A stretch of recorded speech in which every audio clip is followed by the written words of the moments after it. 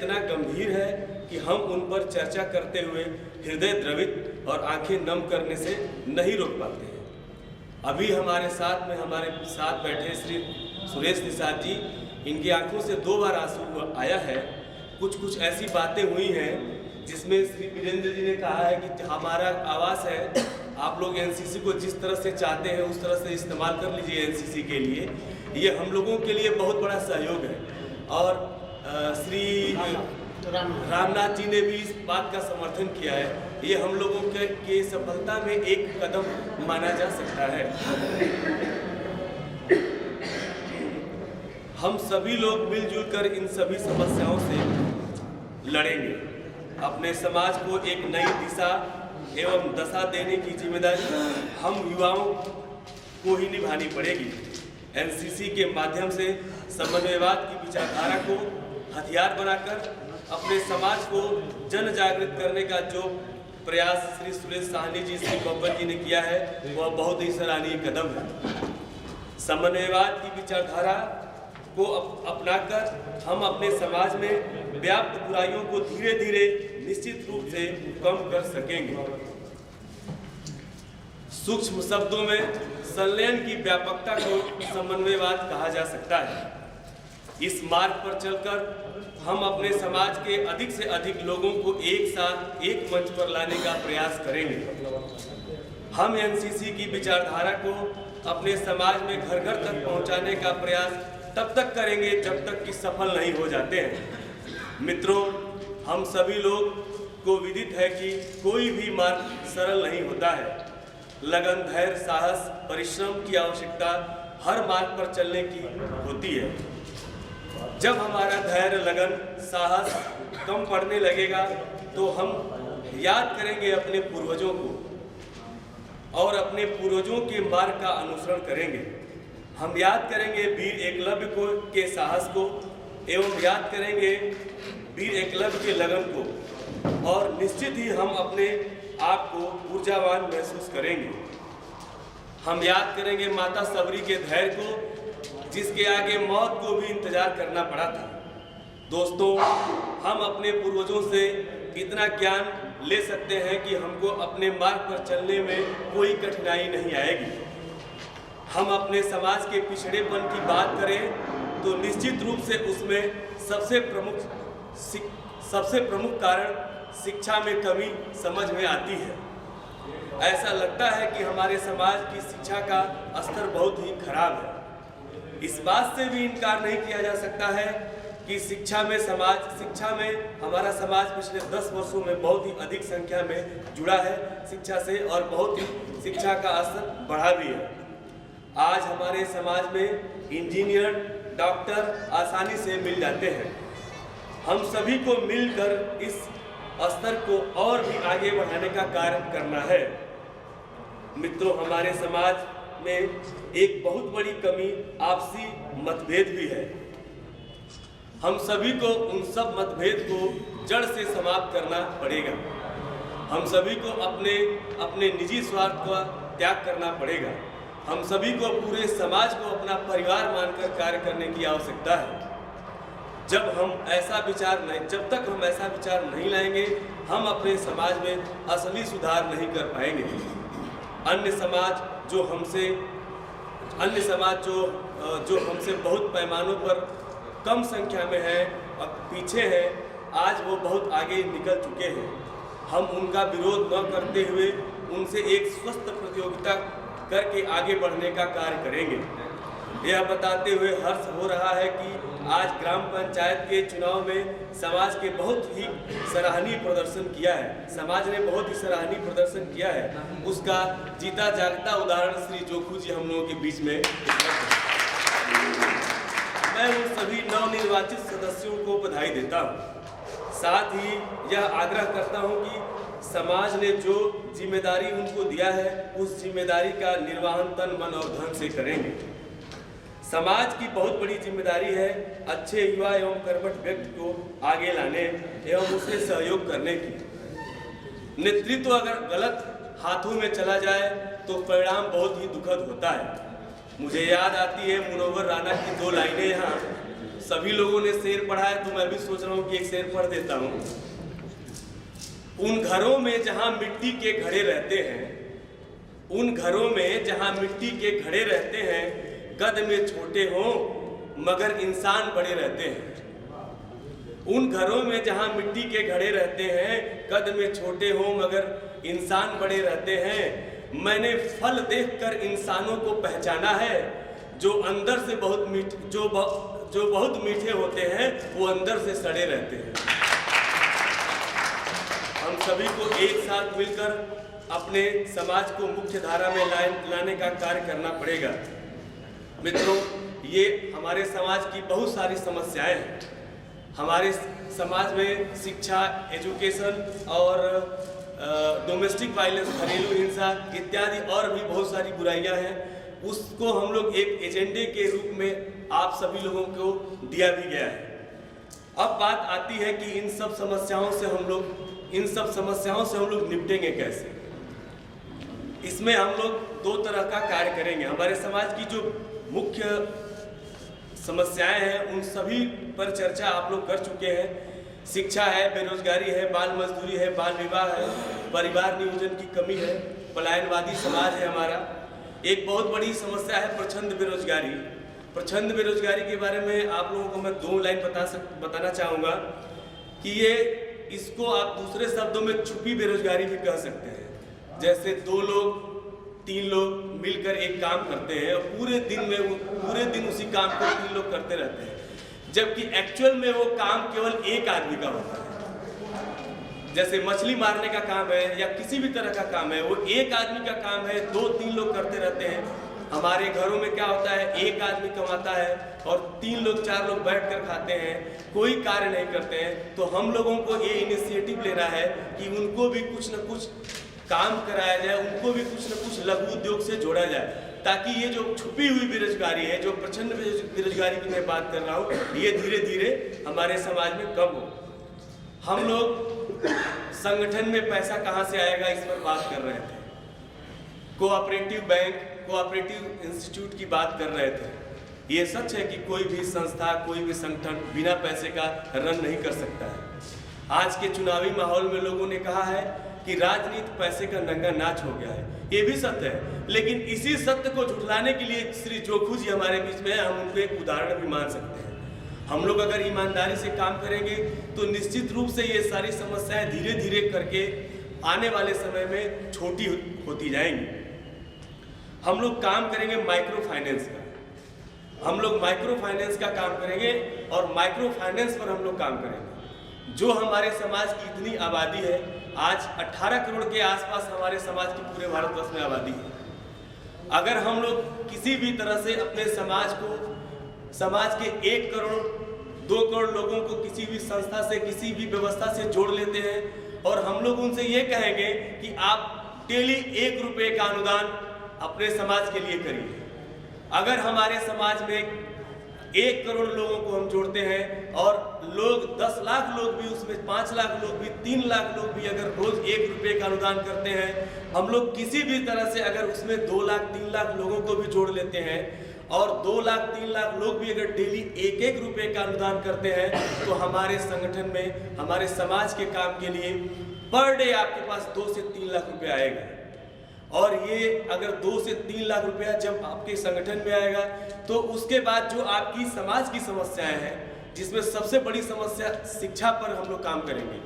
हम 3 लाख रुपया अगर पर डे हमारे खाते में या हमारे संगठन में आता है या हमारे संस्था में आता है, हम कह रहे हैं कि आप अगर 1 महीने में 15 लाख 20 लाख रुपया इकट्ठा कर सकते हैं, तो जिस क्षेत्र में निषाद की बाहुल्यता है, उस क्षेत्र में आप निषाद के नाम से एक स्कूल खोल सकते हैं।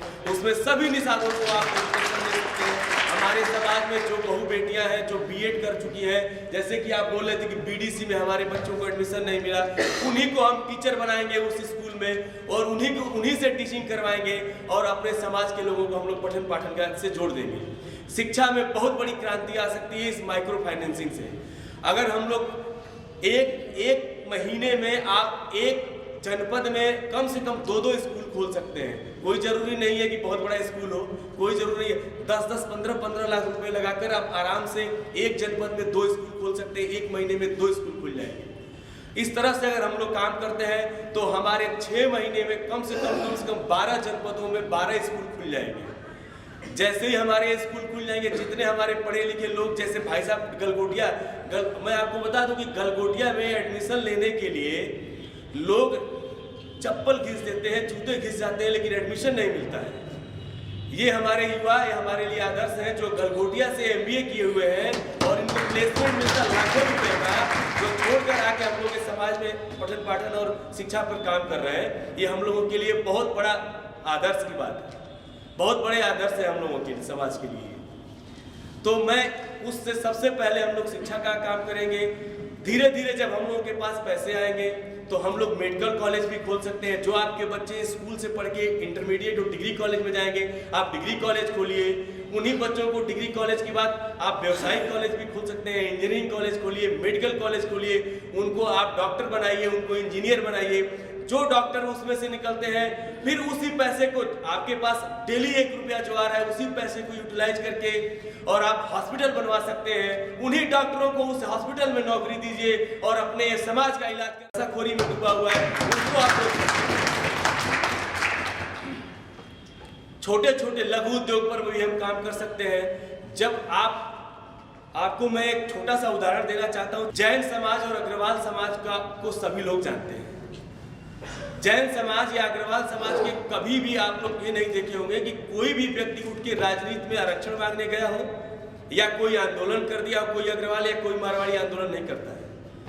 हम लोगों से संख्या में बहुत ही कम है और कुछ ही दिन पहले भारत सरकार ने जैन समाज को माइनॉरिटी का दर्जा दे दिया है, माइनॉरिटी का दर्जा दे दिया है जैन समाज का। लेकिन आज हम लोगों से संख्या में सब कुछ में कम है, लेकिन कभी भी किसी जैन समाज को आप ये नहीं देखेंगे कि कोई छोटा लेवल का आदमी होगा, बहुत बड़े लेवल के आदमी है। उनसे हमको सीखने की जरूरत है। अग्रवाल समाज से हमको सीखने की जरूरत है। एक जैन आदमी अगर एक काम करना चाहता है तो 10 लोग उसको फाइनेंस करने के लिए तैयार रहते हैं कि तुम कोई भी काम करो, मैं पैसा देता हूँ, और वो काम करता है, उसको खड़ा करने के लिए लोग तैयार रहते हैं। हमारे पास वो 10-10, 15-15 लाख, मैं ऐसे लोगों को जानता हूं जो अपने ही रिश्तेदारों से 2-2, 3-3 लाख, 1-1 लाख रुपया जिस हिसाब से लोग देने के लिए सक्षम थे दिए और एक परिवार को खड़ा कर दिए। हम तो 10-10 लाख देने की बात ही नहीं कर रहे हैं, हम तो 1 रुपया एक दिन में मांग रहे हैं। जो रजनीगंधा और लोग गुटखा पान खाकर और थूक देते हैं रास्ते में, उसका कोई मतलब नहीं निकलता है।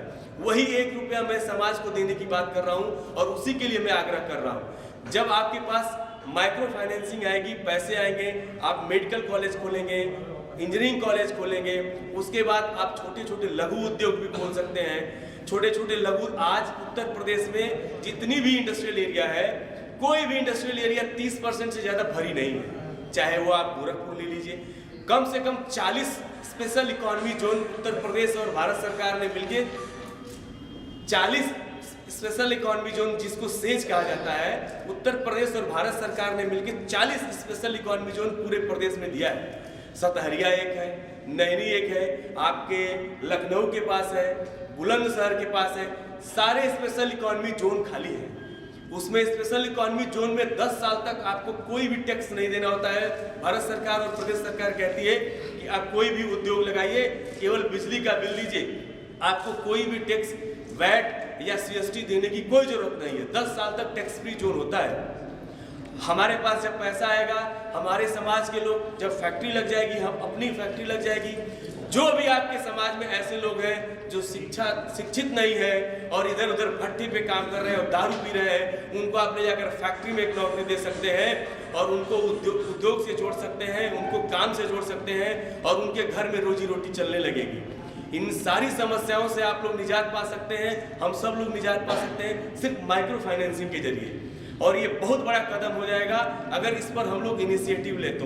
मैं निषाद कोर कमेटी के राष्ट्रीय अध्यक्ष होने के नाते आप लोगों से यह आग्रह करता हूं कि आप लोग घर जाकर एनसीसी की जो एजेंडे और एनसीसी के जो काम करने के तरीकों को हम लोगों ने बताया है, चाहे श्री बब्बन जी ने बताया है, चाहे श्री सुरेश जी ने बताया है, राकेश जी ने बताया है, और जो भी आप लोगों ने सुझाव दिया है उन सुझावों पर हम लोग भी चर्चा करेंगे। हम सब लोग बैठकर बात करें, और अगर हो सके तो सभी लोग माइक्रो फाइनेंसिंग को आप लोग जोड़िए, माइक्रो फाइनेंस से आप लोग जुड़िए और जुड़ के और एक काम करिए, क्योंकि कोई भी हमारे समाज का ऐसा आदमी नहीं है जो हर महीने 5,000, 20,000, 10,000 दे सकता है। कोई भी आदमी नहीं है, और सबके लिए वो बहुत ही भारी पड़ेगा। तो बेहतर ये है कि हम लोग छोटी छोटी राशि का अनुदान करें। छोटे छोटे, कोई 100 रुपया दे सकता है उसका भी स्वागत है, कोई 20 रुपया दे सकता है उसका भी स्वागत है, और जो 1 रुपया दे सकता है वहाँ तो कोई दिक्कत ही नहीं है। हम लोग अगर इस स्टेज को आगे लेकर चलेंगे और इस मार्ग पर चलेंगे तो निश्चित रूप से निषाद कोर कमेटी का ही नहीं, आपके समाज का medical college, engineering college, factory सब कुछ होगा, और जितनी भी समस्याएं हैं ये बिल्कुल जड़ से समाप्त हो जाएगी। ये सत्य है कि उसमें समय लगेगा। कुछ संस्थाएं चोर हो गई, कुछ संस्थाएं गलत हो गई, कुछ समाज के व्यक्ति गलत हो गए, तो आप लोग एक ही नजरिए से सभी को मत देखिए। अगर आप लोग भरोसा नहीं करेंगे तो कोई अच्छा कार्य करने वाला व्यक्ति और अच्छा समाज को दिशा देने वाला व्यक्ति भी आप लोगों की नज़र से चूक जाएगा, और वो बहुत कुछ करना भी चाहता है तो वो नहीं कर पाएगा। मैं आप लोगों से यही आग्रह करूंगा, यही निवेदन करूंगा कि आज तक आप लोगों ने सारे संगठनों को आजमाया है, सभी लोगों को देखा है, सबकी कार्यशैली को देखा है। मैं आप लोगों से ये प्रार्थना करता हूं कि एनसीसी में आप लोग एनसीसी को सिर्फ 3 साल दीजिए, सिर्फ 3 साल निषाद कोर कमेटी को दीजिए और इसके साथ काम करके देखिए। अगर आप लोगों को ये लगता है कि 3 साल में कुछ भी काम नहीं हुआ, तो आप लोग जो भी पनिशमेंट देना चाहेंगे, एनसीसी के मुख्य लोग जितने भी लोग होंगे, आप लोग जहां कहेंगे वहां पहुंचेंगे और पनिशमेंट दे दीजिएगा।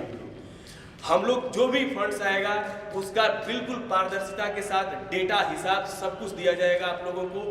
कोई भी चोरी, कोई भी इस तरह का कार्य नहीं होगा जो आप लोग को ये नजर में लगेगा कि ये समाज के हित में नहीं है। जितने भी फंड्स आएंगे सब कुछ उसको हम लोग ऑनलाइन करेंगे, उसका सारा डेटा आप लोगों को दिया जाएगा, कितना आया, कहाँ खर्च हुआ। आप लोगों से राय भी ली जाएगी कि खर्च करने की वरीयता क्या होनी चाहिए। मुंबई में हम लोग मीटिंग कर रहे थे तो कुछ लोगों ने कहा कि अगर मान लीजिए एक जगह पे 5,000 निषाद है और एक जगह पे 7,000 निषाद है, तो आप कहाँ सबसे पहले स्कूल बनाएंगे। भाई हम कह रहे हैं कि अगर 7,000 वाले पे पहले बन जाएगा, 5,000 वाले पे 1 महीने बाद बन जाएगा। जिस जिले में हमारे समाज का कोई विद्यालय ही नहीं है, अगर 1 महीने बाद भी बन जाएगा तो क्या समस्या है? कोई समस्या नहीं है। तो हम लोगों को इस पर बहुत गंभीरता से विचार करने की जरूरत है। आप सभी बुद्धिजीवी लोग हैं, आप सभी समाज से इस तरह से जुड़े हैं। आपको सही और गलत का निर्णय लेने में आप लोगों को बहुत जोर नहीं आएगा, बहुत समय नहीं लगेगा, तो आप लोग इसका निर्णय लीजिए। चूंकि निषाद समाज की और कश्यप समाज की ये जो मीटिंग है, ये हमारे परिवार की समस्या है जो आपको घर पे याद रही होगी, यहाँ आते आते आप भूल गए होंगे। आप अपने नाम और डिटेल के साथ एक पेज पर अपने सुझाव लिख कर ले आए होते तो हमारे पास एक रिकॉर्ड हो जाता कि कितने लोग आए हैं और आपके क्या क्या सुझाव है। और निश्चित रूप से 10 सुझाव आप लोग देते तो उसमें कुछ न कुछ हम लोगों से एक मिलता जुलता सुझाव होता, तो हम लोग उस सुझाव को वरीयता के अनुसार कार्य करेंगे। इन्हीं सब बातों के साथ और एनसीसी के इस एजेंडे को मैंने जो आप लोगों को बताया है, आप लोग उस पर विचार करिए। इन सब बातों के साथ मैं अपनी बात को ख़त्म करता हूँ, क्योंकि समय बहुत ज़्यादा हो गया है, बातें बहुत अधिक हैं, और मैं चाहूँगा कि बहुत जल्द ही हम लोग कहीं और लखनऊ में, कानपुर में, गोरखपुर में, कहीं और भी जल्दी से जल्दी कुछ और लोगों के साथ इसी तरह की एक मीटिंग करेंगे आप लोगों के सुझाव के बाद। बहुत बहुत धन्यवाद। मैं चाहूँगा कि